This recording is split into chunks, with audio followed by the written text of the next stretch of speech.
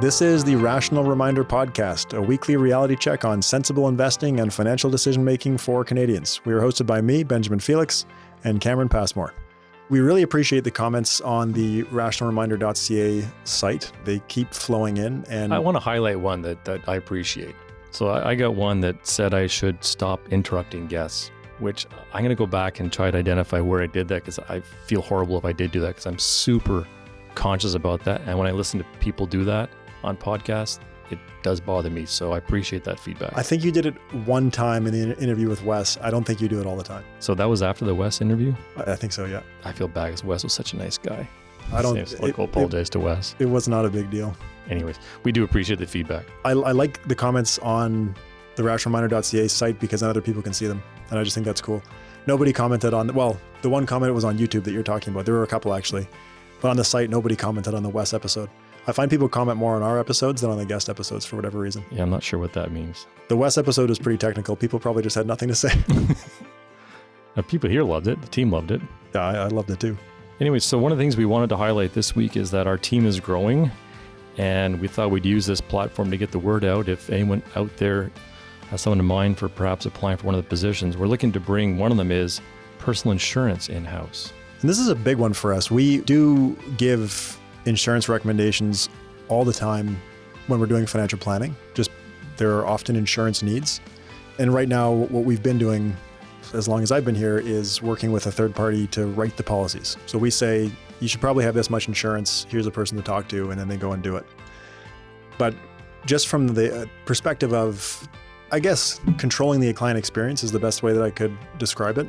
And maybe some efficiency too. We're very seriously considering bringing insurance in-house. Now, we're already insurance licensed, so it's like bringing it in-house. Right. What does it actually mean? I think what it really means to us is finding a person who fits with our philosophy and culture and doesn't want to, jam permanent policies to everybody. This isn't a sales position. It's about doing the right thing for the clients, base our philosophy on insurance. So if you're interested, let us know. And it's not a sales position. Like, this is a situation where we're saying to the client, you need insurance. And we just want to be able to have someone that's really good at, I guess, product, maybe with a good planning knowledge to just write the insurance policy. Right. Do great work and not focus on sales. So we're looking for somebody like that to join the team. We're also open to any financial advisors out there who might want to join our team. Prefer if you have some experience, some credentials, don't necessarily have to have a client book. We're not looking to add someone with a big book necessarily. I think philosophical alignment, cultural alignment, those are the biggest things we're looking for. But yeah, definitely advisors with experience, preferably credentials. Yeah, we'd love to hear from you. And lastly, we're going to be posting a position shortly for a marketing leader in our team. Someone to help out with podcast, YouTube, social channels, a lot of creative work. Yeah, we're doing so much stuff with content, and we have someone that we're working with now within PWL, but shared across the firm as a whole. And just, we're doing so much of this stuff and we're enjoying it. And we think our clients are getting a lot of value from it. So we're looking to bring somebody directly within our team so that we can have just more help with optimizing the stuff that we're doing. Good episode today. It's something a little technical, but still good content. Oh, as if today's the only time we were a little technical. Come on. A little technical, a little long. And if you have feedback on the length of the episodes, we'd love to hear that too. Ben's convinced that longer is better. I'm looking for data on that. On the YouTube channel, there were a bunch of comments saying the length is great. So I conclude the length is great. All right. Enjoy the episode.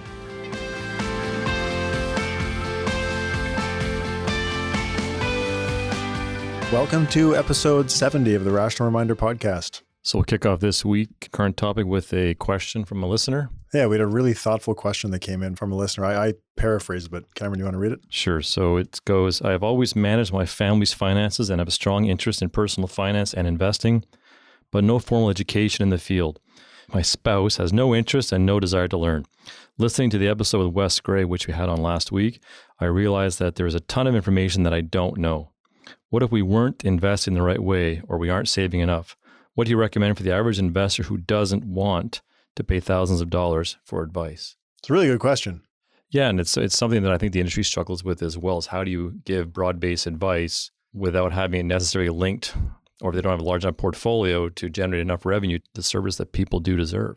Yeah, and I think one of the challenges too is that the fee-only planners, or a lot of the fee-only planners, some of them anyway, it's not cheap. It can be thousands of dollars for a financial plan. And I think you and I are guilty of thinking that investing is a lot more straightforward than it really is to people, because if you don't live it all the time, there's so many messages coming at you from all different angles that how would anyone who's not in the field know what the best way to invest is? Not necessarily the right way, but the best way. Yeah. And I mean, I think one of the other challenges is that as a do-it-yourself investor, especially when there are a lot of messages now about how easy it is easy to become overconfident. And I'm not saying people can't do it. You can for sure, but it is easy to get overconfident. But there's so many parts to it, more than just investing. You have taxes, insurance, how much to save, asset allocation, asset location.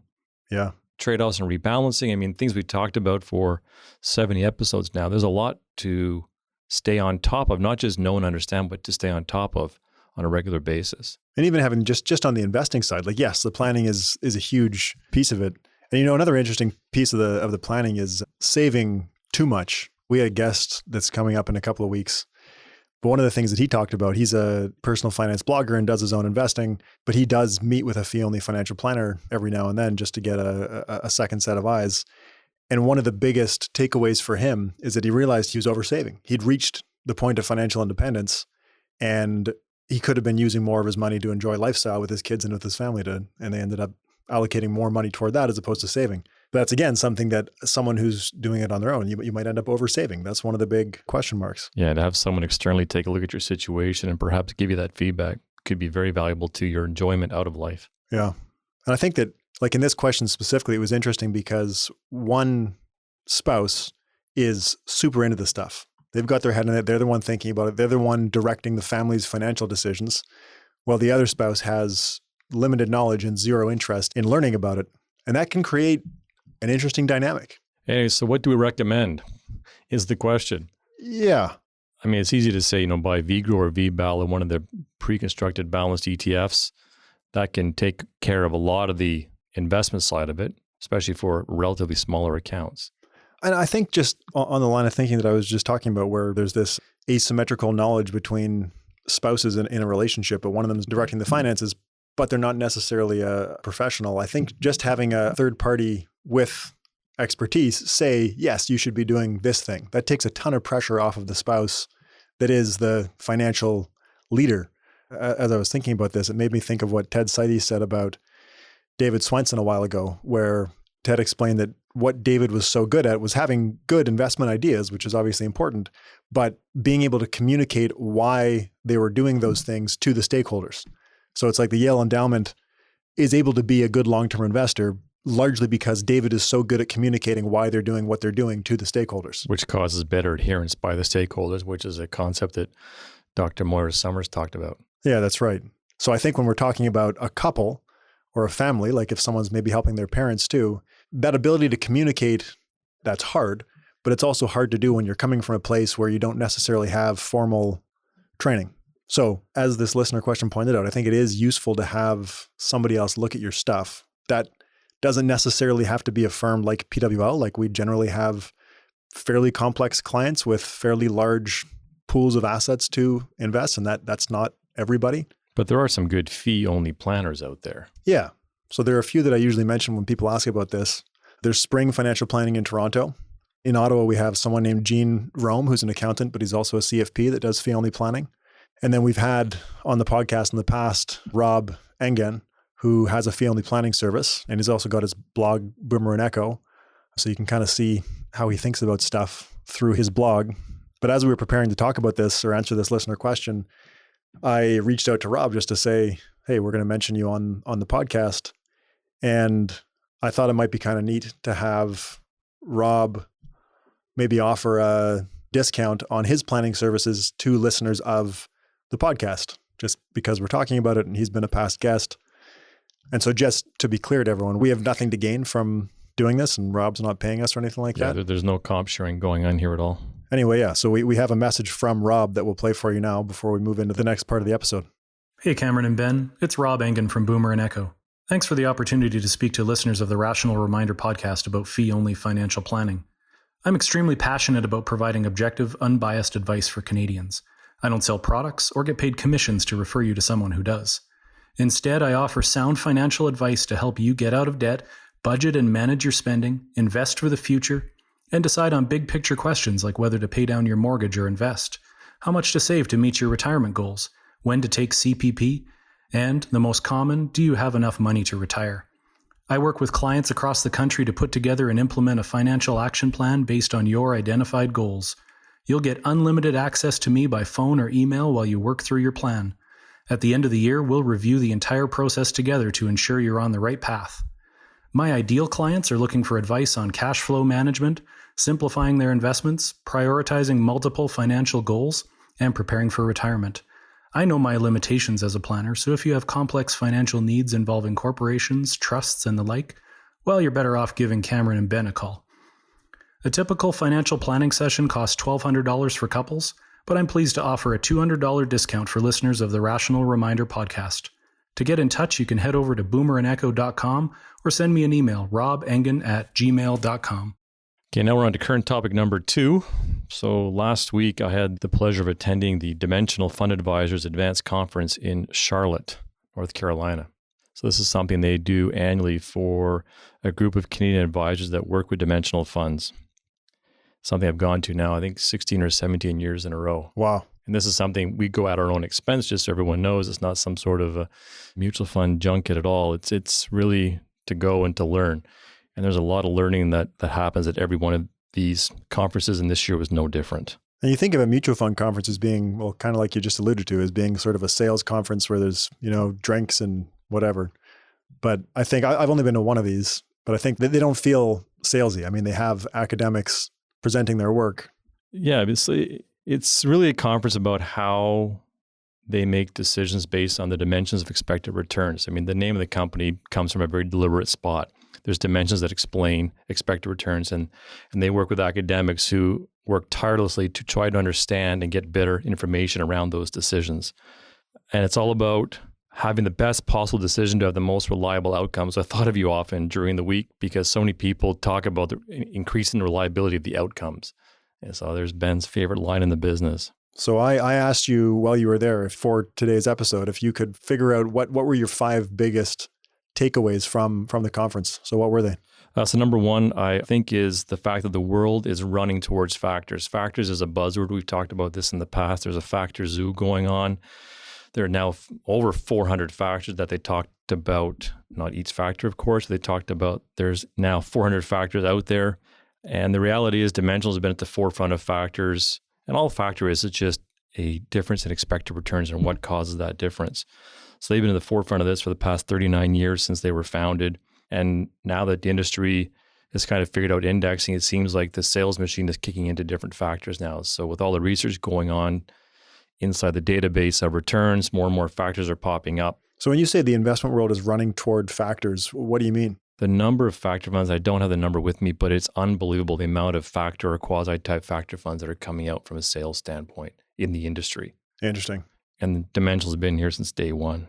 So this is becoming a bit of a marketing pitch. And like you said, there are 400 different factors. They can't all be academically sound.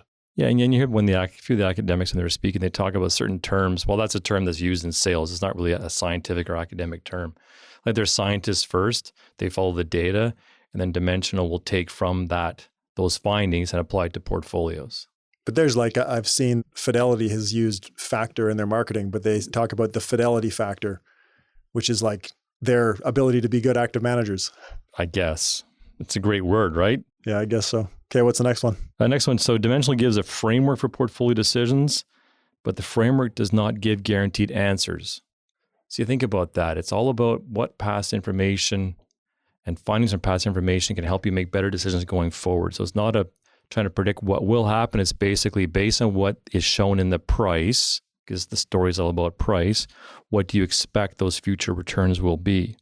But it doesn't mean it's guaranteed. You could have a great process and a great understanding of these factors, but you could have a less than great outcome, which we talked about. Like value for the last decade. Value for the last decade, exactly.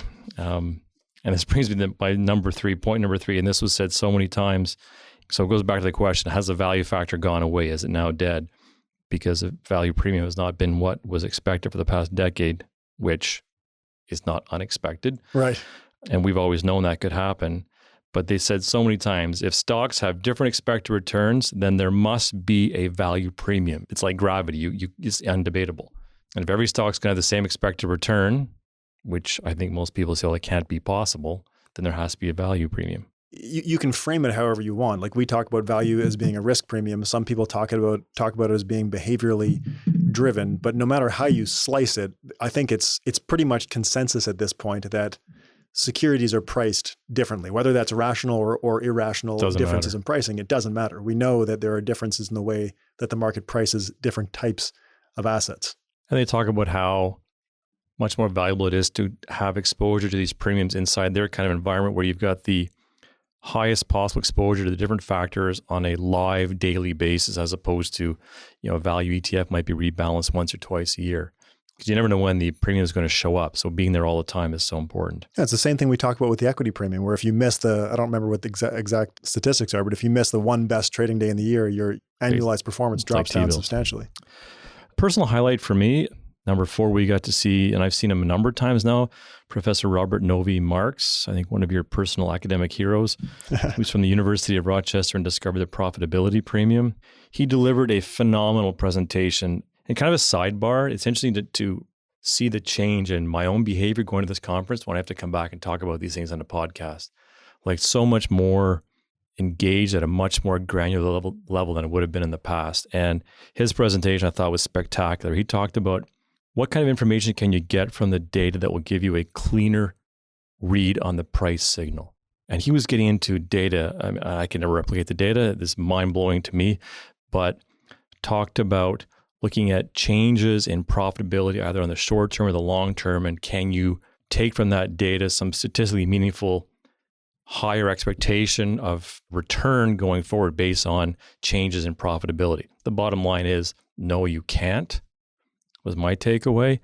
But to be able to prove that mathematically, that no, just the level of profitability, which is a good indicator of future profitability, all things being equal, like on book to market and other criteria, you'll have better expected returns. Yeah, and I mean, we've talked about this in the past, but it's one of my favorite factors to think about because it's counterintuitive. Why would a more profitable stock have higher expected returns? But the answer is it's what you just said. It's once you control for relative price, so once you control for price to book, so two stocks that have the same price relative to their book value, if one of those two stocks has higher expected profitability, but the same price relative to its book value, then its higher expected profits must be being discounted at a higher discount rate by the market. Yeah. That's where the additional risk is priced in. But it's counterintuitive to think about. You talked about earning surprises and how much you can clean up the signal with that information. And it doesn't matter a lot in large stocks, but in small stocks, it does. But instead of it being a unique factor, they will use that as dimensional in their trading. So there are earning surprises on small stocks. It'll help them how they trade.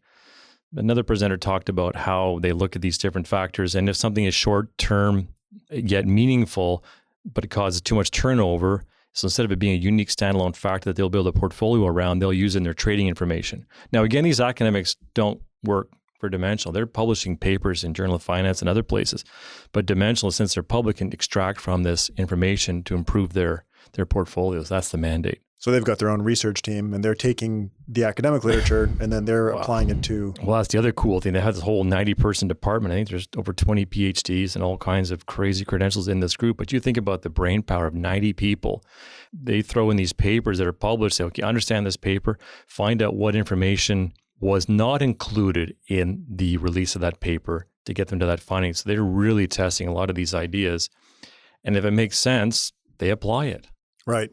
Which I think they're thinking about with investment, which isn't a new factor. It was in the Fama-French 5-factor model, and it was identified, I think, as early as 2006, at least by Fama and French. It was probably identified empirically before that, but theoretically sort of synthesized by Fama and French in 2006.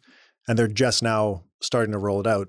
And I think the holdback with investment was that differences in investment between large companies are never going to be huge because differences in investment relative to book value for a mega cap company, they're never going to be meaningfully different.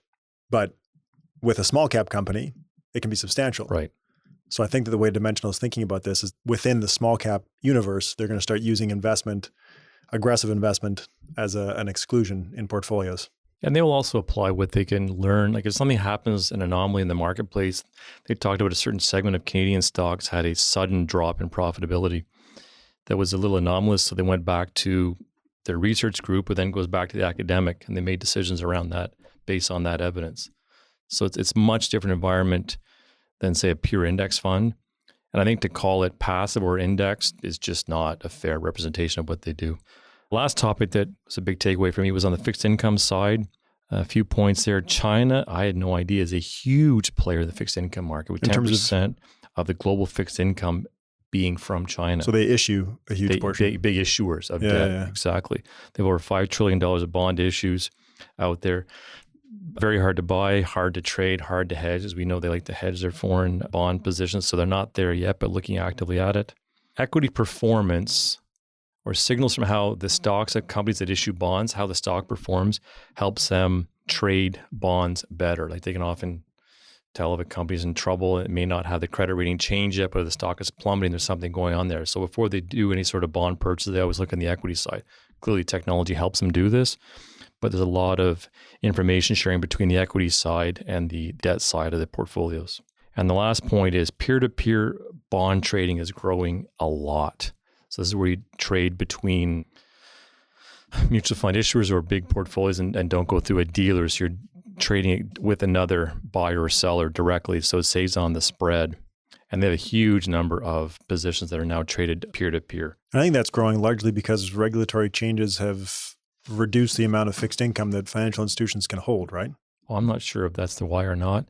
It's not here yet in the UK or Europe, I believe, but it's coming soon. This is a United States phenomenon. Interesting. So that was my trip. It was amazing. It's an amazing, impressive group of people and who are absolutely dedicated way more to information than trying to sell anything. Like there's no talk about, like it's a completely foreign concept almost to them. Not that they're not trying to build a successful business. They clearly are, but it's all about having the best possible portfolios they can. And they pick up the pennies everywhere. You can just imagine them doing that. Basis point here, basis point there. Yeah, it feels like they're seeking academic truth first and then implementing it in portfolios. Absolutely. Second. Yep. So portfolio topic for this week. Home country bias. This one comes up a lot, especially when Canada's underperforming. Came up last week at the conference. Oh, yeah? Yeah. What was the context that it came up at the conference? That's a common question that they go, how would you answer this? How much in Canada should you have? So Canada makes up just over 3% of the global stock market by capitalization. Most Canadians have way more than that. I think Vanguard did a study and found that Canadians on average have 60% of their equity allocation in Canada. I think virtually every country in the world has a home bias except for one Scandinavian country, I believe. Oh, interesting. Yeah. But yeah, you're right. And the US is half of the global market. No other country is anywhere near that. So if you live anywhere, yeah, well, even Americans too have home country bias. But in a country like Canada, where we're 3% of the market, well, anything over 3% is home country bias. And most index model portfolios like us, Canadian Couch Potato, Justin's model portfolios, Wealthsimple, the Vanguard asset allocation ETFs, like everybody's doing close to a third in Canadian equities, which oftentimes, especially now when Canada's underperforming, people have a lot of questions about. Yeah, and again, this isn't purported to be the best portfolio. You will only know the best portfolio in hindsight. It's just a reasonable mix of all the different factors that we're going to talk about to get to that decision. Yeah. So a couple of different ways to think about it. Vanguard did a paper this year where they looked at, from a mean variance perspective, like from a minimizing volatility and maximizing expected returns perspective, how much do you need to allocate outside of your home country to get the maximum benefit? So they've got their own modeling software that they use to build this. They did that, and then they also used historical data to do the same thing. But they found there's sort of a sweet spot in terms of volatility reduction, which is around 50% of your overall allocation. Amazing.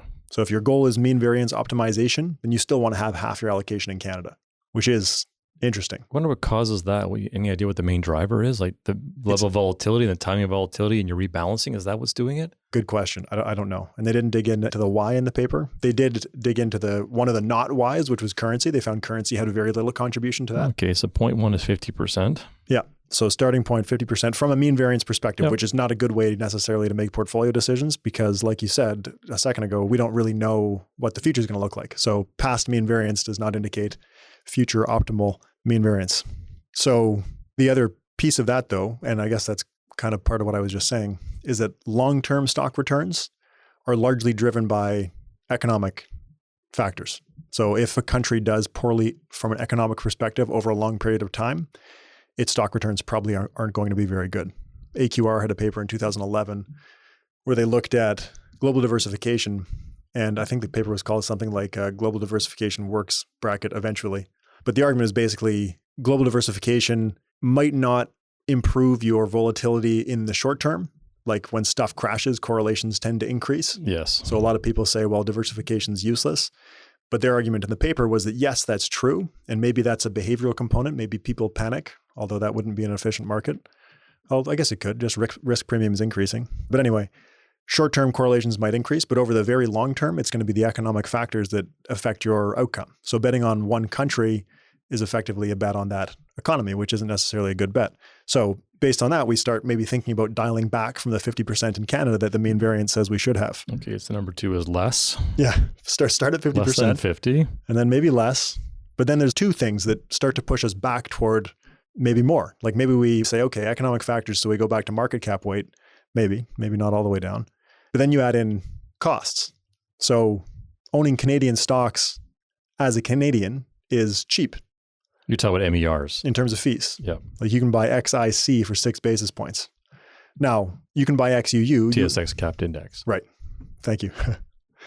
You can buy XUU, so total US stock market, ETF, 7 basis points, still super cheap. When we start getting outside of North America, so XEF, which is International Developed Investable Market Index, 22 basis points.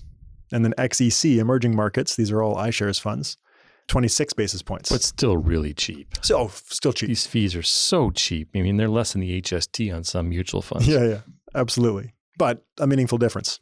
And then the other piece of cost is trading expenses. So trading outside of North America tends to be a little bit more expensive. And that shows up in the trading expense ratio, which is small, but 2 basis points. Hey, it's still... Yes, Ben worries about 2 basis points. That's a third. That's a third of the cost of XIC. XEF and XEC both have... Yeah, but the much bigger issue than these fees is taxes. Yes. Taxes are the elephant, but it's certainly a big issue going on here. Yeah. So yeah, a little bit more expensive to own stocks outside of North America, really, in terms of fees. But yes, taxes is where the numbers start to get bigger. So Canadian dividends received by a Canadian taxpayer are taxed at a favorable rate. There's a gross up and a tax credit, but the effective tax rate ends up being lower than the tax rate on regular income. In Ontario in 2019, an eligible dividend, so that's a dividend paid by a large public company. Like the banks. Usually, they pay eligible dividends. The individual taxpayer is going to pay tax at 39.34% at the highest rate. And you compare that to a foreign dividend, which is taxed as regular income, which you're going to pay tax at 53.53% on. So 13, almost 14% more. And so we can kind of think about this in terms of basis points. If we use XIC's yield times the tax rate as the sort of baseline, and then see how does the tax drag compare? Yeah, so what's the yield on that? For XIC, I can't remember, it's 2.86, I think. 2.7%, yep. But you take that times the tax rate, and then we can compare that to the yield on international and US stocks times the respective tax rates, which is both 53.53%. So I found that with international developed, we might have an extra 26 basis points of tax drag just from dividend yield times tax rate. With emerging markets, it's about 30 basis points. Now, US equities are interesting because even though they're taxed at the full tax rate, the yields are much lower. Like US stocks are yielding 1.8%. So from that perspective, at the highest rate, it's actually a little bit more tax efficient to own US stocks than it is to own Canadian stocks, but Canadian stocks are more tax efficient than international and emerging market stocks. And that changes if we go down in the tax brackets. So at the highest rate, US stocks are a bit more efficient. If we go down to the bracket for income between $97,000 and $150,000, then Canadian stocks become more tax efficient than even US stocks with their lower yields. So now that's tax costs in a taxable account. That's tax drag due to dividends that you're going to receive from equities. The other piece of that, though, is in a non-taxable account, we also have tax to think about. And this is something that so few people know about. Yeah, it's definitely not the most common knowledge. The unrecoverable foreign withholding tax. Right. So if you're investing in an RRSP or a TFSA account, when you receive dividends from foreign companies, there are taxes withheld before you receive the dividend. And that's a cost. That's a cost to you. In a taxable account, when you receive a foreign dividend, taxes are withheld, but you get a credit for the foreign withholding tax, which you can recover when you file your Canadian tax return. There's the key. Right. In a non-taxable account, the same thing happens. The same withholding tax is applied, but because it's a non-taxable account in Canada, you don't get to use that tax credit to offset your Canadian taxes. There's no slip issue for those dividends. That's right. Now, this ends up being a pretty substantial cost. So if we look at XUU, that's the iShares Canadian listed US equity ETF. So it's a ETF of US equities, but it's listed on the Canadian Stock Exchange. If you hold that in your RRSP or TFSA, you're going to have somewhere around 27 basis points of unrecoverable foreign withholding tax. Now, that's a cost that you do not have with Canadian equities. So if you own Canadian equities in your RRSP or TFSA, there's no foreign withholding tax, obviously. US equities is about 27 basis points. That's right. With XEF, so that's international developed, it's around 22 basis points of unrecoverable foreign withholding tax in the RRSP or TFSA account. And then XEC is a little bit different. We're getting into the withholding tax weeds here, but I guess that's where we are. We might want to make this its own subject going forward sometime. It's worth knowing, but go ahead. Yeah. So XEF holds international developed stocks directly. Right. So when those foreign stocks pay a dividend, they're paying a dividend to a Canadian ETF. And they withhold tax appropriately. That tax is gone. That's it. But it's only one level. One level. With XEC, it's different because XEC holds a US listed ETF of emerging market stocks. So XEC is a Canadian listed ETF that owns a US listed ETF that owns emerging market stocks. Correct. So the emerging market stocks pay a dividend into the US listed fund. There's withholding tax there. Then the US listed fund pays a distribution to the Canadian listed fund. There's withholding tax there. Correct. And in a registered account, both of those are unrecovered. Correct. So in a taxable account, even with XEC, you're going to lose one level of withholding tax. That first level. From the emerging market stocks paying the dividends to the US based ETF. That's gone. In the non-taxable accounts, you're losing both levels. So I figure between the two levels in an RRSP or TFSA, you're probably losing around 70 basis points. Must be at least that much because some of them have high distribution rates. It's 70 basis points. I ran the numbers yesterday. It's a big number. Yeah. So now if we look across the different asset classes, US stocks, 27 basis points, international developed, 22 basis points, emerging markets, 70 basis points, big numbers. So when we start talking about the total cost of ownership of an asset class for someone who's investing in either a taxable account or a non-taxable account, I guess depending on your tax rate for the taxable account, we have pretty meaningful additional costs of ownership just by owning foreign assets. So on our dial of how much home bias do we want. So you back up now? Yeah, this is pushing us back up. So a little bit more than where you were last time. Wherever that was, which is totally subjective. Now, I think it's important to point out that on the foreign withholding tax, you can do something to get around some of that. If you own a US listed ETF inside of your RRSP, the level of foreign withholding tax applied by the US is gone. Right. So Canada-US tax treaty, they will not withhold tax to dividends paid to specifically a Canadian RRSP account. That's right. Because it's a US listed ETF. Which means you're buying in US dollars. Correct. So you're adding some complexity to your portfolio to save those basis points. So it's not free. And then the other thing is if we're talking about the asset allocation ETFs, those are all Canadian listed ETFs. So you don't get to take advantage of the elimination of the US foreign withholding tax if you're using the asset allocation ETFs. Now, this isn't a bad thing. Like I don't want everyone to run out and buy US listed ETFs to reduce their foreign withholding tax. You can do that, but it definitely increases your complexity, especially when you start thinking about stuff like rebalancing across different currencies. It's not something that you can't do. It's just a hassle. So we talked about fees, taxes, the holding taxes. All of these things tend to favor Canadian stocks. Diversification tends to favor diversifying away from Canadian stocks. Do you expect different equity risk premiums between these different areas? So that's the question. That's the big question. If we expect the same equity risk premium across every asset class, we know that economic factors are going to drive long-term performance, so we still know diversification is important. But if we assume the same expected return before costs and taxes, then you would definitely have a bias toward owning Canadian equities. Based on these other factors we've already talked about. Right. All things being equal. If you have the same expected return, you can do it for cheaper, you would do more Canadian in your portfolio. That's exactly right, which pushes us toward more Canada. But then again, that long-term economic drivers of returns maybe pushes us more toward diversification. But in either way, in either direction, there's no optimal answer. It's not a simple question. To me, the big issue is behavior. and what's going on inside the world of the Canadian markets. So I pulled some performance numbers just before coming into here, because I've seen this play out, I think, 3 times now over my career. So the last 10 years ending December of this year, in Canadian dollars, net of inflation, the S&P 500 for the 10 years ending December 2018, 12.4% Canadian net of inflation. TSX, 6.2. Ouch. Okay. So you have roughly a 6% spread for the last 10 years ending last December. Right. For the 10 years prior to that, the S&P 500, Canadian dollars, real return, minus 5.6% compounded. Wow. And the TSX, 3.1. So you have almost a 9% spread there to Canada outperform the US by almost 9% per year.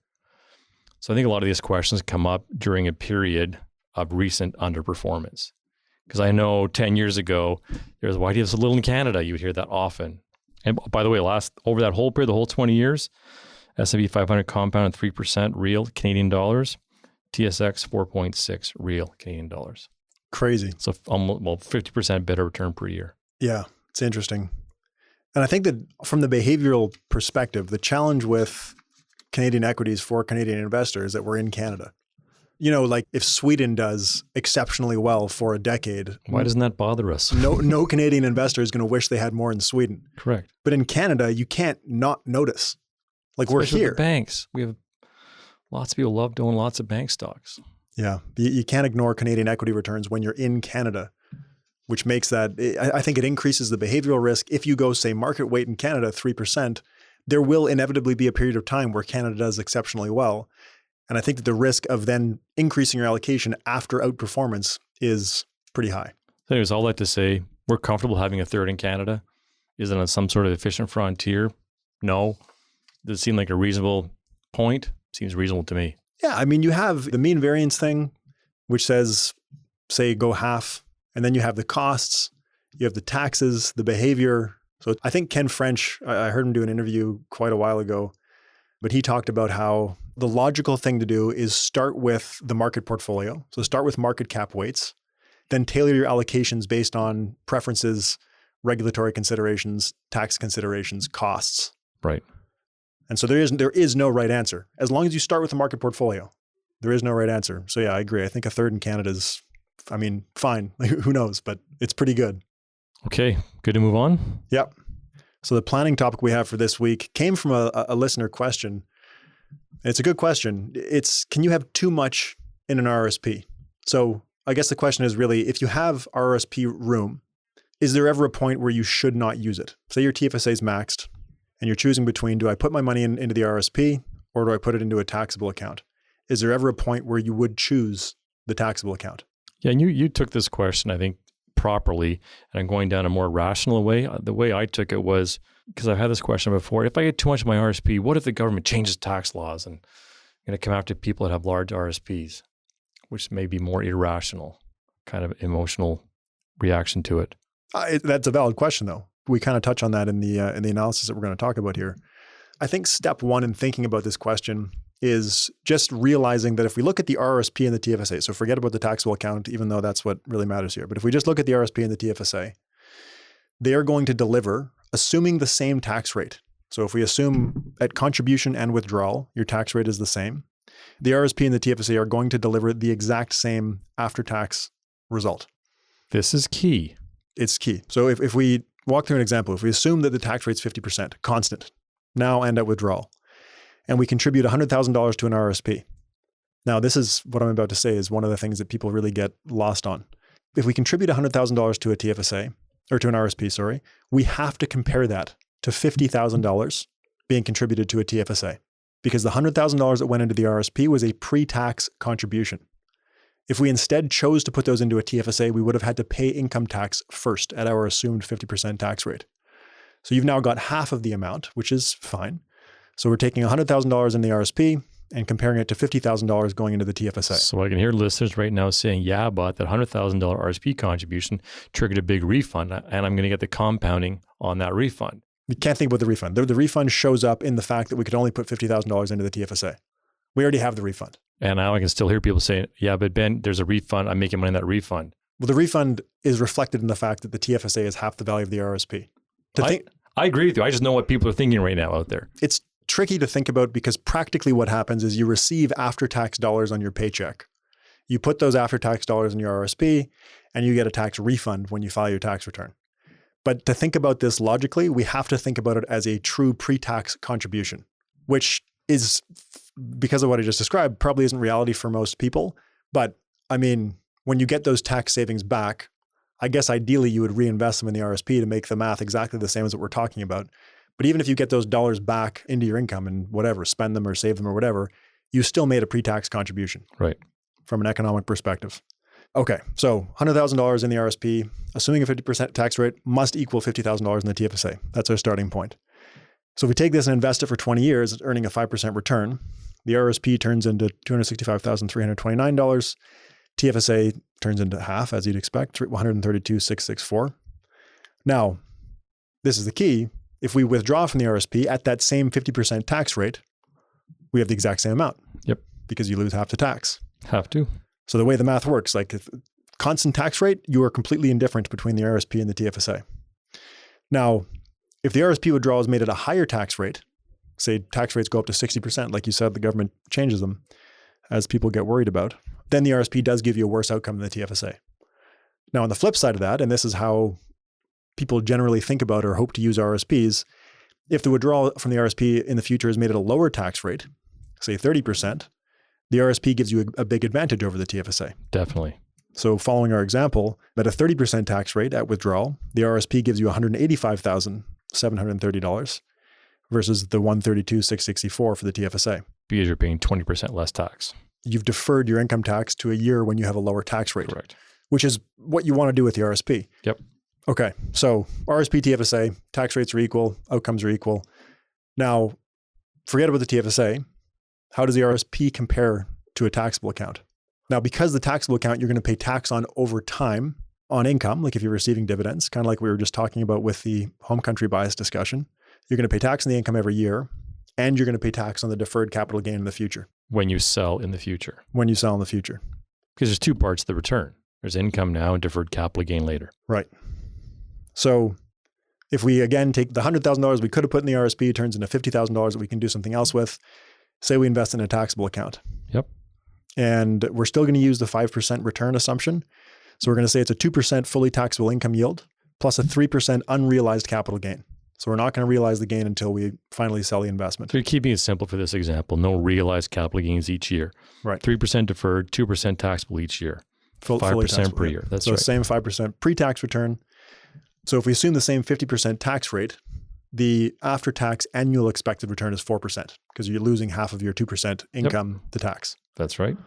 Now, if we do the same thing we did before, fast forward 20 years, after paying tax on the gain at the 50% tax rate, we're left with just under $100,000. Okay, so you grew this amount by 4% net per year. Then at the end, you paid tax on the capital gains. So you're left with just under $100,000. Correct. After 20 years. Correct. Now, in our $100,000 in the RRSP example, contributed at the 50% tax rate, well, I guess that's reflected in the $50,000 in the taxable account. So anyway, to get that same $100,000 outcome from the RRSP, the future tax rate at withdrawal would have had to have been 63.5%. There's the punchline. So 13.5% higher. So you make the contribution in the RRSP at 50%, as long as you withdraw at less than a 63.5% future tax rate, you were better off using the RRSP than the taxable account. Wow. There's a good rule of thumb. Now that's at the highest marginal tax rate. So you're basically saying that if the future tax rate is 13.5% higher than the tax rate when the money went in, you are better off to do the RRSP. Yeah, that's true at the highest marginal tax rate. The math changes a bit as we reduce tax rates, just because the after-tax returns in the taxable account are going to get a bit higher as we reduce the amount of tax that you're paying each year. So that spread, that buffer, gets a bit lower as we get lower in the tax rates. But at the highest rate, it's the buffer, I guess you'd call it, is 13.5%. So if you're taxed at the highest rate now, which is realistically 53.53% in Ontario, it might be a bit higher than 13.5, say it's 14% or something. So as long as you're withdrawing at lower than a 67% tax rate in the future, the RRSP gives you a better expected result than the taxable account. Right. Now, one of the challenges in this whole discussion is that we're talking about future tax rates, which we don't actually know and we can't know. even if we knew your future income, which we don't. But if we did, we still don't know what tax rates are going to be in the future, which I think, Cameron, is one of the concerns that you were saying some people have. Yeah, I mean, we do so much planning around this for people that might have large RSPs, which they have to convert to RIFs, and how much income will that trigger for them? And so much effort is put into making sure they don't lose their old age security. Yeah, but I think that where future tax rates and RRSP decisions start to get really important is when we start thinking about the RIF. So at age 71, your RRSP has to convert to a RIF. And then by the end of the year that you turn 72, you have to make your first minimum annual withdrawal from the RIF, which is 5.4%. It's currently 5.4% at age 72. Now, because you have to take that amount out of your RRSP, whatever that is, whatever 5.4% of the amount that's in your RIF at the time is going to increase your taxable income in that year by that amount. So when we're talking about future tax brackets, there's a point where the RRSP turns into a RIF and starts jacking up your taxable income. Now, age 71 is when you have to convert to a RIF, but you can do it sooner if you wish. Yep, also true. And there may be a benefit too. So if you want to split your income, if you do it when you're 65, you can then split the RIF income with your spouse at that point. So there's an ability to shift income from you to your spouse. Right. Now, where the OAS that you mentioned, Cameron, starts to become important is when we're talking about that RIF minimum that can push your income up. If your income gets too high, you move into this sort of special tax bracket. It's not really a tax bracket, but on income above $77,580 in 2019, that's the threshold, you start to have your old age security clawed back. So old age security is a government pension, non-contributory. You get it just for being resident in Canada for 40 years to get the full benefit. But you start losing 15 cents of that for every dollar of income that you have over $77,580.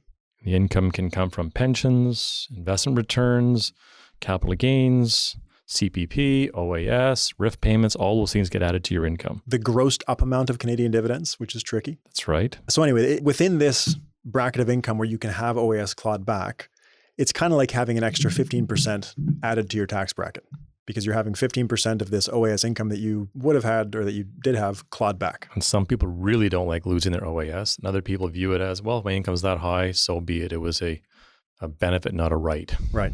So it's on income between $77,580 and then at $126,140, you'd be fully clawed back. So where we start worrying about this with a large RRSP is that, well, it's exactly what we're talking about. If the RRSP is too big, then you're going to start losing your OAS, which, like you said, people get worried about. Now, if we think back to what we just talked about with the tax brackets, as long as the future tax rate is not 13.5% higher than the contributory tax rate, the RRSP still puts you in a better position. Exactly. So even with the additional 15% tax from, or effective tax from OAS, that's still a tough threshold to hit. It's interesting. We ran the numbers on what it would take to get some of your OAS to be clawed back. So if all you have for income is your CPP maximum benefit, which is $11.54 a month, and your OAS, if your RSP is over 1.045 million and you're 72 years old, the minimum payment will start to trigger OAS clawback. And assuming you have no spouse to split the income with. So to go back to the initial question, can you have too much in the RSP? Well, if you have 1.045, you're not going to have OAS clawback at that point. So I looked at the Ontario and federal combined tax rates, plus 15% for OAS clawback at $77,580. So that's when OAS clawback would start. Your effective tax rate from normal tax plus OAS clawback would be about 45%. And at the top end of OAS, your effective tax rate, including the clawback, would be about 58%. And then above that amount, once OAS is fully clawed back, your tax rate drops back to 43.41%, which is the normal marginal rate at that level. Marginal rate, exactly. So if we're thinking about somebody contributing to the RRSP at a 50% tax rate, even in that worst case scenario where you're at the top of OAS clawback, you're paying tax at a 58% rate. So if we think back to the 13.5% heuristic that we've developed, the RRSP still puts you in a better overall position than putting that money in a taxable account 20 years ago. So the question is about, can an RRSP get too big? And I think that what the numbers here are telling us is that it's really hard for an RRSP to get too big, if it's even possible. And you mentioned something, Cameron, that I think is really important, which is that you can split pension income. So when you start introducing the ability to split the RIF income, that threshold for when is the RRSP too big basically doubles. That whole idea of getting up an OAS clawback and having a higher future tax rate, all of that is cut in half. Assuming your spouse doesn't also have a very large RRSP. If they're $2 million RRSPs, then the issues are the same. And let's face it, if you have a big RSP, you've done some things right. You've been pretty disciplined for a long time. You've had good investment performance. You may have hit a couple of home runs in your portfolio. Like, really, can you really have it too big an RSP? Really? Well, the question is really, should you ever stop contributing to your RSP? Yeah, I guess so. In concerns about it getting too big. And I'm hesitant to say that the answer is yes, except for one exception that we're going to talk about in a sec. The other thing that just changed, that we've talked about in the podcast in the past, is the ALDA, the Advanced Life Deferred Annuity, which allows you to allocate up to $150,000, or I think 25% of your overall registered plan, to this deferred annuity that pushes that RRSP minimum out for that portion to age 85. Right. So it creates back-end income for those who live that long. Right. Longevity insurance. And you can defer more of that income. So when we're talking about your tax rate getting too high, this helps to alleviate some of that. But again, it's not going to be a big number. If you already have a large RSP, it's not going to be huge. Helps a bit though. Yep. Helps a bit. But this is all pushing us toward, can you contribute too much to the RSP? I mean, probably not. I think some of the things that people get worried about are a huge tax bill at death. So if you have a very large RSP and you die, yes, you're going to pay tax at the highest marginal rate. Especially if you want to pass that asset on to your kids, your next generation. But if we're thinking about wealth efficiency, as long as that tax rate at death is not 13.5% higher than what it went in at. I was going to say, it's unlikely that may not be true. We don't know what future tax rates are going to be. Still, people see that number on their brokerage statements. They like that amount. They want that amount to go to the kids often. Yeah. But we have to remember that it was $50,000 that went into the TFSA. 100%. For the $100,000 that went into the RSP. Anyway, so I think that we've made a bunch of assumptions to kind of run the numbers on this. And for any person thinking about this, it's definitely case by case. And there are other factors that go into it. The other one's GIS, the Guaranteed Income Supplement. So this is the exception. I said that there was one exception where you might not want to contribute to your RSP at all, or too much at least. But yeah, so GIS, like you said, Guaranteed Income Supplement. When you have a low, I can't remember what the threshold is. It's low though, like 21,000, I think. You receive GIS, which is like OAS, but for low income seniors. Yep. If you're receiving GIS, an RSP withdrawal can make it go away, which can hurt, especially when we consider that the low income person making that RSP contribution didn't have much to save in the first place. Like for someone with a low income, that $100,000 going into the RSP might be the same as $90,000 going into at 100,000, maybe not quite. Say $70,000 going into the taxable account or the TFSA. So I think that's the one exception where if you have a low income now, expect to have a very low income in the future, the RSP can actually be detrimental. Right. But other than that, I'd be hard pressed to find a case where I'd say, no, you should stop using your RSP. Save away and keep that rule of thumb at 13.5%. And even with pensions, which we mentioned, if you have a big defined benefit pension, again, you can split it with your spouse. Pensions, like we've talked about RRSPs, the same discussion applies to having a big pension. Yeah, so anyway, you contribute too much to RSP, probably not unless you've got a very low income and expect to have a very low income in the future. Right. On to bad advice of the week. All yours. I found a good zinger this week. So I think a lot of listeners may have seen the article floating around from Bank of America that declared the end of the 60/40 portfolio. Did you see that article? I saw that you posted it. I did not read the article. Oh, it's pretty funny. I think Batnick or Carlson on Animal Spirits did a funeral for the 60/40 portfolio. It was very sad. But basically the premise of the article was there's now 1,100 stocks with a yield that are greater than global bonds. Therefore, it's pretty much a no-brainer to increase your allocation to equities. But there's the big but, the 60/40 is causing a bubble, and therefore you must plan for the end of the 60/40 portfolio. So there was an article showed up in Forbes this week from Robb Engen, was the contributor to Forbes, who is an investment strategist and portfolio manager for high net worth families with over 30 years of investment experience. You've been happy to hear this. He offered us a solution to this end of the 60/40 portfolio. So his point in the article was that the Bank of America piece should serve as to accelerate the parade of potential solutions by financial advice companies, but many will be inadequate. Oh. Yes, yeah, I know. It's very sad. But he has a solution that he has been running for over 7 years. Oh, 7. Wow. So okay. you could not have a greater contrast between my experience in Charlotte and reading this article. Right. But anyways, he says you need to think less about owning positions and more about renting positions. Oh. Because it's going to be a highly volatile environment. So therefore you want to be able to work both sides of the volatility. So shorter holding periods with a more tactical mindset. So the 60/40 is dead because there's more volatility, it's creating a bubble. and therefore you need to have alternatives to make money, I guess, either way the market goes. So he says what you need to do is seek out single inverse ETFs. Oh, okay. Inverse. So this is a way, so the markets go down, you can benefit from going down by buying an inverse ETF. So I guess it's shorting the market on the way down. Yeah, that sounds pretty good. They're only single inverse, not double inverse. Right. And he says you want to do this because, and I quote, they just might help you stay retired. Oh, interesting. Yeah, so the 60-40 portfolio is now going to meet hedged equity. So he says, stop thinking about your stock bond mix and think more about your net equity allocation.